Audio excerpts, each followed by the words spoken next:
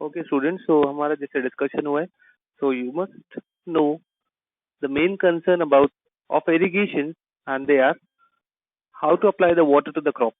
तो सबसे पहली चीज जो आपको इरिगेशन में अपने ख्याल में रखनी है, दैट इज कि हम पानी क्रॉप को कैसे अप्लाई करें, यानी कि methods of application of water to the crop. The second thing which must be kept in our mind is how much water to apply. Okay, that is एक crop है तो उसे कितना पानी लगेगा. Okay, that is the field capacity, that is also called as a field capacity, or in another term it is called as a moisture capacity. Okay, the third thing which must be kept in our mind is when to apply, that means the frequency, or you can say in how many days you have to do an irrigation. Okay, यानी कि interval of irrigation. तो आपको irrigation में ये तीन चीजों का खास ही ख्याल रखना है. I hope it is clear to all of you. Now let's come to the next thing which must be covered in this subject is the necessity or the benefits of irrigation. Okay, आपको पता होना चाहिए कि हम irrigation क्यों कर रहे हैं. What are the requirements or the necessity or the benefits of this particular thing. Okay, क्योंकि हम जिस चीज को पढ़ रहे हैं तो हमें पता होना चाहिए उस चीज का फायदा क्या है. Okay okay, so let's come to the necessity of irrigation.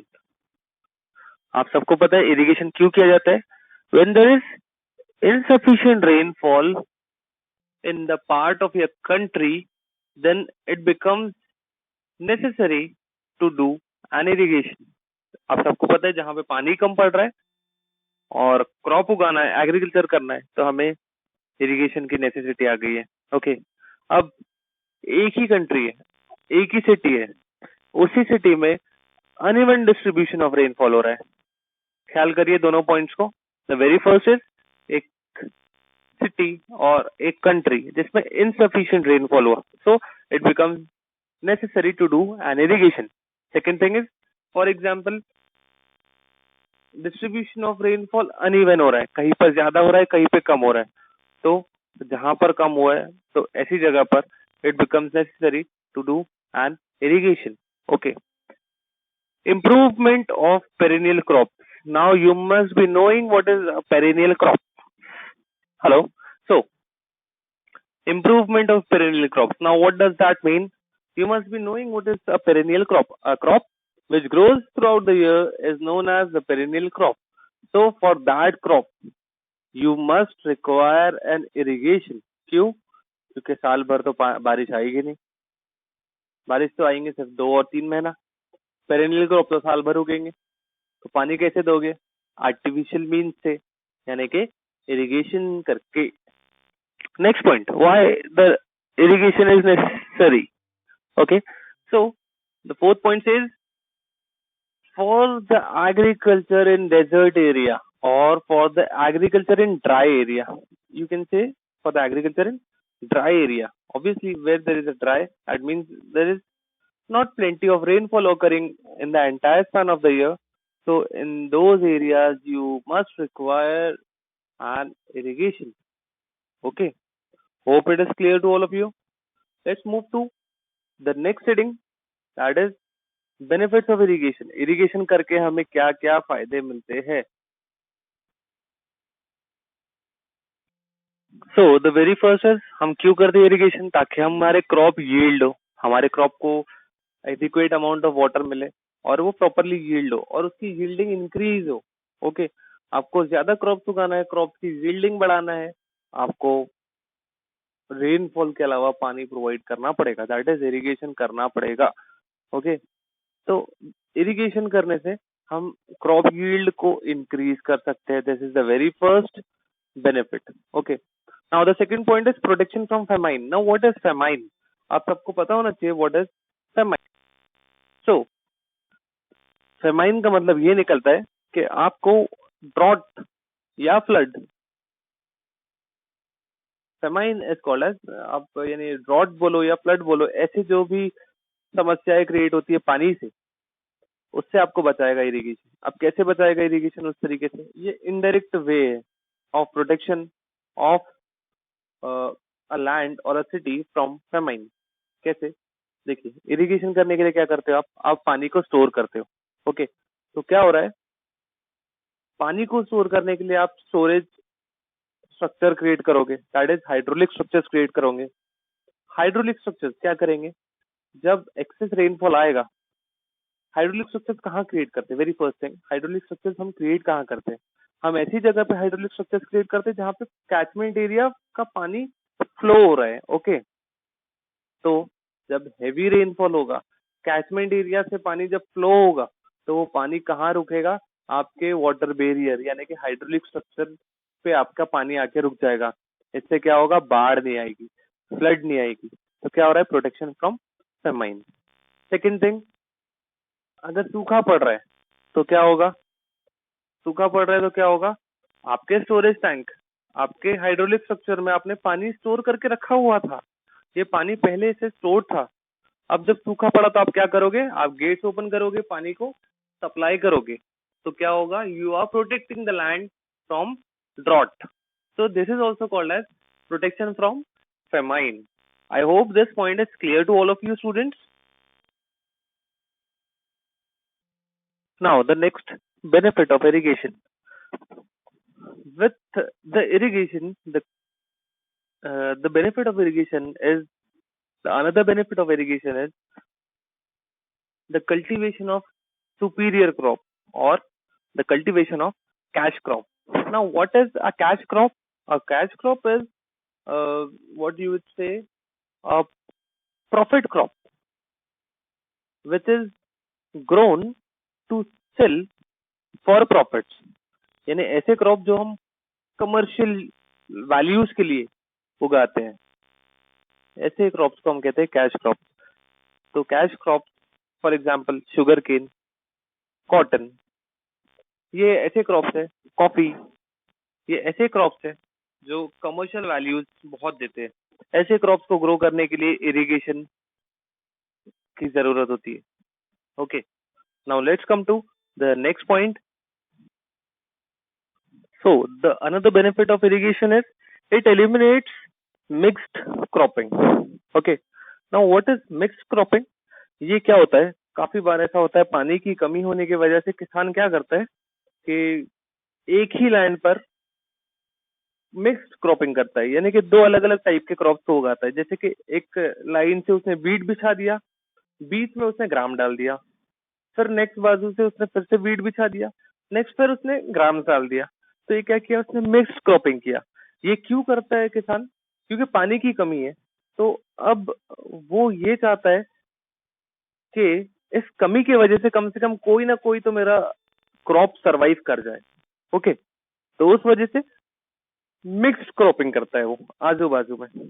But इससे डिसएडवांटेजेस काफी है। अब इससे क्या डिसएडवांटेज है?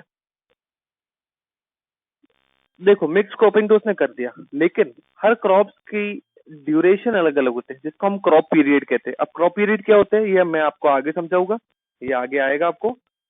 सो ड्यूरेशन फसल का काटने का अलग अलग होता है, वीट का अलग है, ग्राम का अलग है। तो ये काफी प्रॉब्लम क्रिएट करता है while the time of harvesting. So with the help of irrigation you will be able to eliminate this method of cropping, this mixed method of cropping. I hope it is clear to all of you. Another benefit, economic development. This is indirect benefit of irrigation. Economic development कैसे होता है? Economic development, आपने पानी डाला, पानी डाल के पहला पॉइंट क्लियर किया, that is increase of crop yield. आपने क्रॉप की यील्डिंग बढ़ा दिया। ओके, तो जितने क्रॉप उगेंगे उतने क्रॉप बिकेंगे, इकोनॉमिक डेवलपमेंट होगा। करेक्ट है।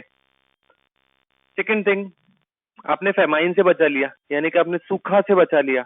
अगेन आपने इकोनॉमिक प्रॉब्लम क्राइसिस से अपने आप को बचा लिया। करेक्ट है। Cash crops, third point, cultivation of cash crops. Cash crops आपने उगाया, ऐसे क्रॉप्स जो कमर्शियल वैल्यूज दे रहे हैं। अगेन गवर्नमेंट को क्या हुआ? इकोनॉमिक फायदा हुआ। करेक्ट है। I hope ये indirect benefit that is called as economic development is clear to all of you. Another benefit is it generates hydropower, that is electricity. कैसे? आपने हाइड्रोलिक स्ट्रक्चर बनाया, डैम में पानी स्टोर किया, नाउ आप वो पानी से इलेक्ट्रिसिटी को जनरेट करोगे. Another benefit, the last benefit of irrigation, that is domestic and industrial water supply.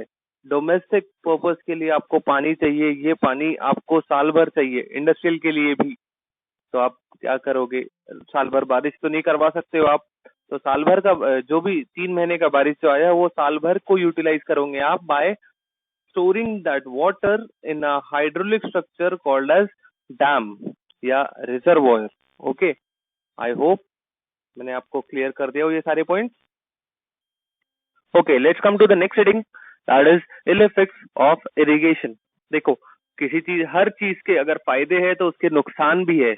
आपको दोनों चीजों को समझना बहुत जरूरी है कि जिस भी टॉपिक को, जिस भी चीज को आप पढ़ रहे हो. ओके, तो इरिगेशन के आपने फायदे और जरूरत समझ लिया है. अब चलते हैं इल इफेक्ट्स यानी कि नुकसान पर इरिगेशन के. ओके, तो very first thing is rising of water table. Water table rise हो जाएगा अगर आपने इरिगेशन ज्यादा कर लिया तो. कैसे? ऑब्वियसली आपने पानी छोड़ा है खेत में पानी छोड़ने से पानी कहाँ जाएगा? वो पानी का वर्टिकली डाउनवर्ड सीपेज होगा या पर्कुलेशन होगा. उससे क्या होगा? वाटर टेबल में वो पानी जाके मिक्स होगा और वाटर टेबल को राइज कर देगा. आप एक्सेस इरिगेशन करोगे तो वाटर टेबल एक्सेस राइज हो जाएगा. एक्सेस राइज होने से क्या होगा? क्या होने वाला है? सेकेंड पॉइंट क्रिएट होने वाला है. पानी वाटर टेबल राइज करने से या राइज होने से आपको upper surface of the soil गीली नजर आएगी, जिस वजह से लैंड मार्शी लैंड हो जाएगा, यानी कि वहां पर वीड्स उगना चालू हो जाएंगे. ओके, वहां पर छोटे छोटे जंगली झाड़ ये सब चीजें उगना चालू हो जाएगी. ठीक है, this is the second ill effect of irrigation. The third ill effect is, क्या हो गया? वाटर टेबल राइज हो गया. सेकंड क्या हो गया? जंगली चीजें, मार्शी लैंड होने लगा, ये मार्शी लैंड बनने लगा. ये साथ साथ में क्या होगा? सराउंडिंग वेदर डैम्प फील होने लगेगा आपको. डैम्प फील होने से क्या होगा? It will going to give a breed to mosquitoes. Okay, जिससे डिजीजेस होने वाले हैं. And the last ill effect of your irrigation is, आपका लैंड की वैल्यू बिल्कुल लॉस हो जाएगी, क्योंकि आपने क्या कर दिया? ओवर इरिगेशन कर दिया. तो किसी भी चीज को एक लिमिट में रखो तो ही बेहतर है. ओवर इरिगेशन करने से ये सब लॉसेस होने के 100% चांसेस है कि वाटर टेबल राइज हो जाएगा. वाटर टेबल राइज होने से मार्शी लैंड हो जाएगा. थर्ड, डैम्पनेस हो जाएगा सराउंडिंग्स में, डिजीजेस क्रिएट होना चालू हो जाएगी.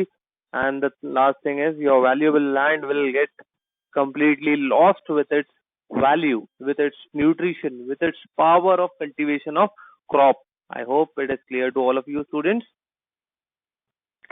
Now let's move to the next heading without wasting much time. हमने क्या चीज पढ़ा था? The main concern of irrigation, the main points which must be kept in our mind. There are 3 points मैंने आपसे बात किया था. The very first point was, क्या बोला था मैंने? How to apply the water to the crop, that is the method of irrigation. So very first thing you must be knowing is how to apply the water. Methods of irrigation of water, methods of irrigation on an agricultural field. Agricultural field पे पानी कैसा दिया जाएगा? So these are the points enlisted in front of you. The very first is surface irrigation. आप क्या करोगे? पानी को सरफेस पर से दोगे. The second one is subsurface irrigation. आप पानी कहाँ से दोगे? सरफेस के नीचे से. The third point is sprinkler irrigation. Sprinkler irrigation में क्या होगा? आप पानी को स्प्रिंकल करोगे. आप एक यूनिफॉर्म और कांस्टेंट फ्लो नहीं करोगे, आप पानी को स्प्रिंकल करोगे, यानी कि पोर नहीं करोगे. You are not going to pour the water, you are going to sprinkle the water. Last one is drip irrigation, drip में क्या होता है, एक छोटे छोटे नोजल्स रहेंगे जिसमें से पानी ड्रॉप बाय ड्रॉप लैंड में उतरेगा। These are the methods of irrigation. Surface irrigation के और सब क्लासिफिकेशन है, जैसे कि फ्लडिंग मेथड, एक ऐसा मेथड जिसमें पानी को सीधा सीधा फ्लड कर दिया जाएगा over the agricultural land. The second one, that is border strip method. Third one, chick method.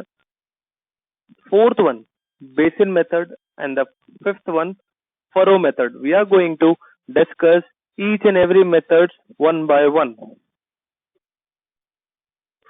So let's discuss about the surface method of irrigation. आप सबको पता है surface method में क्या करने वाले? Water is, in this method, the water is either ponded on the soil. आप पानी को रोक दोगे सॉइल पर और allow to flow continuously over the soil surface. कब तक? For the duration of irrigation. ठीक है, क्या कर रहे हो आप? पानी को पॉन्ड पर आइदर पॉन्डेड कर दे रहे हो पानी को सॉइल पर, और you are going to allow the water to flow continuously over the soil for the irrigation period. But this method does not give you the high level of performance. Okay, why? Because with this method, जहां पे आप पानी को पॉन्डेड कर दे रहे हो या flow करवा रहे हो, there are uncertain infiltration rates. पानी का इनफिल्ट्रेशन रेट अनसर्टेन रहेगा। There is not going to be a certain or a constant infiltration rate. Why? Because of the change in the crop pattern. With year to year, we are finding there are changes in the crop pattern. आप crop को अलग अलग तरीकों से लगाते हो, अलग अलग तरीकों से पानी क्रॉप्स को लगाने की वजह से क्या होता है, पानी हर जगह आप फ्लो करवा रहे हो तो इट इज नॉट पॉसिबल कि पानी हर जगह पहुंच जाए। ठीक है ना, और पानी हर जगह से पहुंच कर पानी इनफिल्ट्रेट हो। तो this is the disadvantage of your surface irrigation, जिसको हम काफी वेज से कंट्रोल कर सकते हैं, जिसके बारे में हम आगे पढ़ेंगे। अब फ्लडिंग करने के तरीके। फ्लडिंग मेथड का पहला आप देख सकते हो, सरफेस इरिगेशन जिसके बारे में हमने बात कर लिया, उसमें फर्स्ट पॉइंट या first classification is flooding method और अनकंट्रोल्ड मेथड। ओके, जिसके बारे में हम पढ़ रहे हैं यहाँ पे, अनकंट्रोल्ड फ्लडिंग। अब किसको कहते हैं हम uncontrolled flooding? When the water is applied to the crop land without any preparation of land. आप लैंड को प्रिपेयर नहीं कर रहे हो and you are just flowing the water over the land without any guide, without any lead. Okay okay, तो ऐसे method को हम कहते हैं अनकंट्रोल्ड मेथड, वाइल्ड मेथड और free flooding method. Okay, uncontrolled flooding method, it generally results in excess irrigation at the inlet region, यानी कि शुरुआत की जगह पे जहां से आप पानी को फ्लो करा रहे हो, बहा रहे हो, वहां पे क्या होगा, there is going to be an excess irrigation, क्योंकि क्या होगा, वहां पे ज्यादा पानी रुकेगा और there will be an insufficient irrigation at the outlet end. हमको पता नहीं आउटलेट तक कितना पानी पहुंचेगा, तो मैक्सिमम ये होता है कि पानी जो सामने से आपने फ्लो किया वहां पर तो ज्यादा पानी रह जाता है, क्योंकि वहां पानी पॉन्डेड भी रह जाता है, फ्लो करने के साथ साथ वहां कुछ पानी रुक भी जाता है। और आउटलेट एंड्स पर there are chances, major chances of insufficient irrigation. Okay, वहां पे पानी पूरा पहुंचने के चांसेस काफी कम होते हैं। ओके, क्योंकि उतना पानी स्टार्टिंग से एंड के रीजन तक फ्लो करना बहुत मुश्किल है। इससे क्या होता है, इफिशियंसी कम हो जाती है, आपकी इरिगेशन की इफिशियंसी कम हो गई है। क्योंकि क्या हो सकता है, there could be a deep percolation of water, पानी या तो ज्यादा अंदर चला जाएगा और flowing of water from the field, या तो सीधा सीधा पानी आगे बढ़ जाएगा। क्या चीज हो सकती है, दो चीज हो सकती है, आपने लैंड ही प्रिपेयर नहीं किया है, तो लैंड आइदर प्लोड रह सकता है यानी कि खुदा हुआ रह सकता है, और सीधा सीधा यानी कि कॉम्पैक्टेड रह सकता है। तो क्या होगा, आपके लैंड जो आपने प्रिपेयर ही नहीं किया, आपने स्टार्टिंग से पानी को फ्लो करवा दिया, तो हो सकता है कहीं पर ज्यादा वॉइड्स अवेलेबल हो तो पानी डीप परकुलेट होगा, यानी कि ज्यादा पानी अंदर चला जाएगा, और या तो पानी सीधा सीधा ऊपर से आगे बढ़ता चला जाएगा, बह जाएगा. Okay, so this because of this the irrigation efficiency get reduced in this uncontrolled flooding method. Okay, but there is only one advantage of this method, which is आपका initial cost ही नहीं है, क्योंकि आपने land prepare नहीं किया. So there is a low initial cost because of no land preparation in this method. I hope students this is clear to all of you.